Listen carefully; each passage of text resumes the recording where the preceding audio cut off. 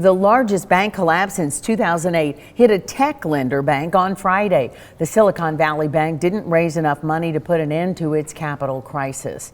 California regulators shut down the bank. The U.S. Federal Deposit Insurance Corporation is acting as a receiver, and that usually means the FDIC will liquidate the bank's assets to pay back its customers.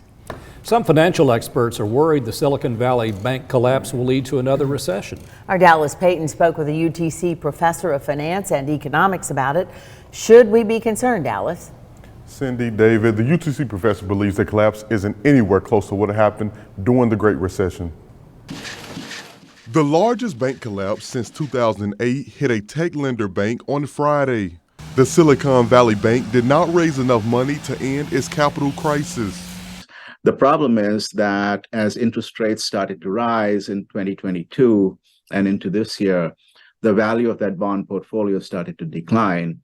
And when you couple that with the fact that some of their major clients were having some trouble raising capital in the new capital market and were therefore withdrawing their deposits for their cash needs. Bento Lobo, a UTC professor of finance and economics, says the U.S. Federal Deposit Insurance Corporation is currently running the bank.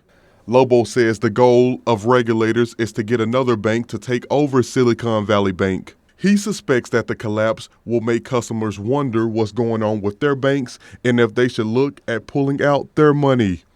Most of our banks are extremely well secured and are well regulated, especially in the wake of the 2007-2008 crisis. And so there is no need for panic. And I think the FDIC, Federal Reserve, and Treasury have acted in a way to calm markets and to calm depositors. Lobo says there is no need for people to start withdrawing funds out of their bank. Chris Markowski, who has owned an investment company for years, says surprisingly, the FDIC is backstopping all of Silicon Valley's customers. Normally, everybody's account at a bank is insured up to $250,000. They had a large portion of the deposits at SVB. I think it's close to 70, 80% were not insured because they were above and beyond that.